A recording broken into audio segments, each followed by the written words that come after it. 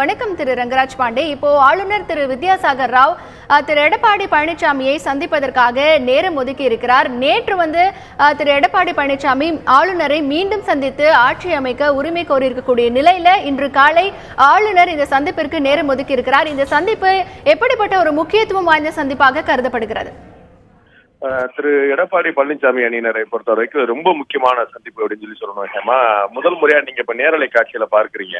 கிட்டத்தட்ட ஒரு 9 நாட்களுக்கு பிறகு அங்க இருக்கக்கூடிய கூவத்தூர்ல விடுதலை இருக்கக்கூடிய அதிமுக தொண்டர்களுடைய அதிமுக சட்டமன்ற உறுப்பினருடைய முகத்துல ஒரு உண்மையான மகிழ்ச்சி அங்க தெரியக்கூடியது பாக்குறோம். இதுக்கு முன்னாடி அவங்க தொடர்ந்து செய்தியாளர் சந்திச்சுட்டு இருக்கும் போதெல்லாம் அவர்களுடைய முகத்துல ஒரு கவனம் இருக்கும். அதாவது அது மலர்ச்சியும் காட்டாமல் ஒரு வருத்தமும் காட்டாமல் ரொம்ப நிதானமான முகத்தோட நாங்க சுதந்திரமா இருக்கிறோம், நாங்க உற்சாகமா இருக்கிறோம், எங்களுக்கு ஒன்றும் பிரச்சனை இல்லை, கட்டுப்பாடு இல்லை எல்லாம் சொல்லிட்டு இருந்தாங்க. இன்னைக்கு அந்த சட்டமன்ற உறுப்பினருடைய முகத்துல உண்மையிலேயே ஒரு மகிழ்ச்சி ஏற்படுறதை நீங்க பாருங்க. என்ன, கடந்த 3 நாட்கள்ல 3வது முறையாக அதிமுகவுடைய சட்டமன்ற குழு தலைவர் திரு எடப்பாடி பழனிசாமி அவர்கள், நெடுஞ்சாலைத்துறை அமைச்சர் அவர் தற்போது ஆளுநர் வித்யாசாகர் ராவ் அவர் சந்திக்கிறதுக்காக கிளம்பிட்டார்.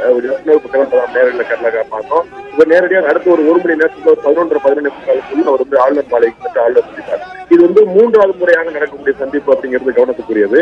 இந்த முறை ஆளுநர் தான் அழைச்சிருக்கிறாரு. இவங்க அப்பாயின்மெண்ட் கேட்டது முந்தா நேரத்து கேட்டிருந்தாங்க, எங்களை அழைக்கணும்னு சொல்லியிருந்தாங்க. நேரம் போய் பார்த்தாங்க.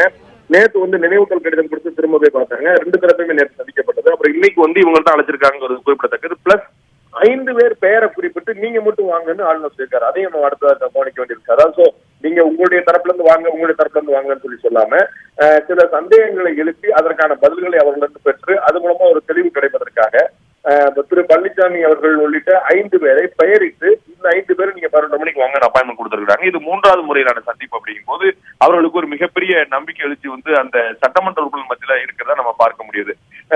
2 வாய்ப்புகள் ஆளுநர் முன்னாடி இருக்கிறதா சட்ட வல்லுநர்களும் அரசியல் பார்வையாளர்களும் சொல்றாங்க. ஒன்று, எப்படியா இருந்தாலும் சட்டசபையை உடனே கூட்டி ஆகணும், அதுல மாற்றுக்கிறதுல 2-3 நாட்கள்ல நடக்கக்கூடிய வேலை. இன்னைக்கு வியாழக்கிழமை, திங்கட்கிழமைக்குள்ள இந்த விஷயம் நடந்துடணும் நடக்கும் அப்படின்னு சொல்லி எல்லாருமே கருதுறாங்க. சட்ட வல்லுநர்களுடைய பார்வையா இருக்கு. அரசியல் கட்சியில குறிப்பா அதிமுக இருக்கக்கூடிய 2 தரப்புலையும் இருக்கக்கூடிய திங்கட்கிழமைக்குள்ள சட்டப்பேரவை கூட்டப்படுவதற்கான வாய்ப்பு இருக்குன்னு சொல்றாங்க. இப்ப முதலமைச்சராக திரு எடப்பாடி பழனிசாமி அவர்களை பதவியேற்க செய்துவிட்டு அதன் பிறகு சட்டமன்றத்தை கூட்டுவதா, அல்லது முதலமைச்சராக திரு பன்னீர்செல்வம் அவர்கள் தொடர்ந்தபடியே சட்டமன்ற கூட்டத்தை கூட்டுவதா அப்படிங்கிறதா கேள்வி. இவங்க 2 பேர்ல யார் போய் முதலமைச்சராக தொடர்ந்து இருந்து போய் கேட்டாலும் அவங்க ஒரு நம்பிக்கை வாக்கெடுப்பாங்க கோரணும். அது தொடர்பான விளக்கம் தான் இப்ப பெறுவதற்காக திரு பழனிசாமி அவர்களுடைய தரப்பா கூப்பிட்டுருக்காங்க அப்படின்னு கேள்விப்பட முடியுது. இதற்கு அடுத்து பின்னாடியே முதலமைச்சர் பன்னீர்செல்வம் தரப்பிலான அணியினரை கூப்பிடுவாரா அப்படிங்கிற கேள்வி இருக்குது. இப்போதைக்கு 11:30 மணிக்கு 5 பேரை நெடுஞ்சாலைத்துறை அமைச்சர், அதிமுக சட்டமன்ற குழு தலைவர் திரு எடப்பாடி பழனிசாமி அணியினர் மட்டும்தான் அழைச்சிருக்காங்க. அடுத்த அழைப்பு அவர்களுக்கு இருக்குதா அப்படிங்கிறத திரு பன்னீர்செல்வம் தலைமையில இருக்கிறவங்களுக்கு, தமிழக முதலமைச்சர் தலைமையில் இருக்கிறவங்களுக்கு ஒரு வாய்ப்பு இருக்குதா அப்படிங்கறத அடுத்த கட்டமா பார்க்கணும். இப்ப ஆளுநர் முன்னாடி இருக்கக்கூடிய வாய்ப்புகள் சொல்றது, ஒண்ணு, சட்டமன்றத்தை கூட்டியே ஆகணும், அது திங்கட்கிழமைக்குள்ள கூட்டப்படலாம். அதுல முதலமைச்சராக திரு பன்னீர்செல்வம் தொடர்ந்து சட்டமன்றத்தை கூட்டுறாரா, அல்லது முதலமைச்சராக திரு எடப்பாடி பழனிசாமி நியமிக்கப்பட்டு சட்டமன்றத்தை கூட்டுறாரா பார்க்கணும்.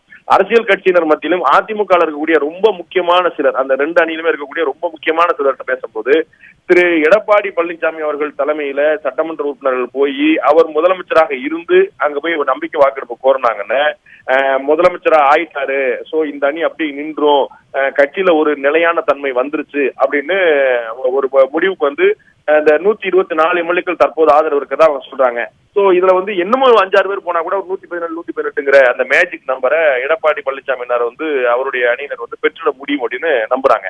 அதே போல திரு பன்னீர்செல்வம் தமிழக முதலமைச்சர் தலைவர்ல போனாங்கன்னா, அவங்க சந்திச்சாங்கன்னா நிச்சயமா அவங்களுக்கு இப்ப இருக்கக்கூடிய அந்த 10 சட்டமன்ற உறுப்பினர்கள் அப்படிங்கிறத தாண்டி இன்னொரு 40-50க்கு மேல அவங்களுக்கு வரக்கூடிய வாய்ப்பு இருக்கு. ஆனால் முழுமையான நம்பிக்கை வாக்கெடுப்புல வெற்றி பெறுவதற்கான வாய்ப்பு குறைவு அப்படின்னு இவங்க தரப்புல 2 தரப்புலுமே சொல்றாங்க. சோ இந்த 2 வாய்ப்புகள் இருக்கு. 2 பேருமே நம்பிக்கையோட இருக்கிறாங்க. இந்த யார் பக்கம் முதலமைச்சராக இருந்து அவர்கள் இந்த நம்பிக்கை வாக்கெடுப்பு கோருவதற்காக அனுமதிக்கப்படுறாங்களோ அவங்களுக்கு ஒரு அட்வான்டேஜ் இருக்கக்கூடிய வாய்ப்பு இருக்கு அப்படின்னு சட்ட வல்லுநர்கள் மற்றும் அரசியல் பார்வையாளர்கள் மற்றும் அதிமுகவில் 2 தரப்பிலும் இருக்கக்கூடிய முக்கிய பிரமுகருடைய பார்வையா இருக்கு. எல்லா 3 பேருமே யுனானிமஸா ஒரே விஷயம் சொல்றாங்க. முதலமைச்சராக திரு பன்னீர்செல்வம் தொடர்ந்து நம்பிக்கை வாக்கெடுப்பு கோருவாரே ஆனால் அவருக்கு அட்வான்டேஜ் இருக்குது. அவர்கிட்ட இன்னும் மேலும் பல சட்டமன்ற உறுப்பினர்கள் கிட்டத்தட்ட ஒரு பெரிய மேஜர் சங்க் அவங்க பக்கம் வரலாம். ஆனால் பெரும்பான்மை அவரால் பெற முடியுமா அப்படிங்கிறது ஒரு கேள்விக்குறியாகவே தான் இருக்குது.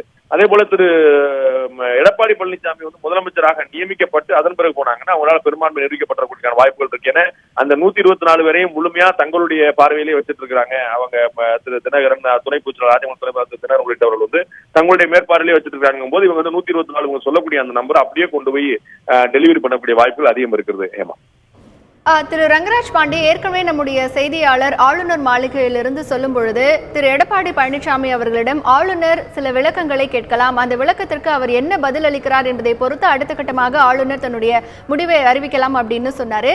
இப்போ ஆளுநர் திரு எடப்பாடி பழனிசாமியிடம் என்ன மாதிரியான விளக்கங்களை கேட்பதற்கான வாய்ப்புகள் இருக்கு? இது தொடர்பா நம்ம அங்க ஆளுநர் மாளிகை வட்டாரங்கள்லயும் பேசணும். நம்ம என்ன வாய்ப்புகள் இருக்கு அப்படிங்கிறது தொடர்பா ரெண்டு அணியினத்தையும் பேசணும். அப்ப அவங்க சொல்லக்கூடிய விஷயம் பாத்தீங்கன்னா, கூவத்தூர் உள்ள விடுதி பற்றி அவர் ஆளுநர் கேட்கக்கூடிய வாய்ப்பு இருக்கு. அவங்க எல்லாம் நான் இப்போ உங்களை பதவியேற்க அழைச்சு நீங்க ஸ்வேரிங் இன் பண்ணி நீங்க சட்டமன்றத்தை கூட்டுறதுன்னு ஆச்சு அப்படின்னா இது ஃப்ரீ அண்ட் ஃபேரா தான் இந்த ஓட்டிங் நடக்குது அப்படிங்கிற உத்தரவாதப்படுத்துறதுக்கு இவங்கெல்லாம் கேப்டிவ்ல இல்ல, கட்டுப்பாட்டுல இல்ல அப்படிங்கிற காட்டுறதுக்காக என்ன நீங்க நடவடிக்கை எடுக்க வாய்ப்பு இருக்கு அப்படின்னு கேட்க வாய்ப்பு உண்டு.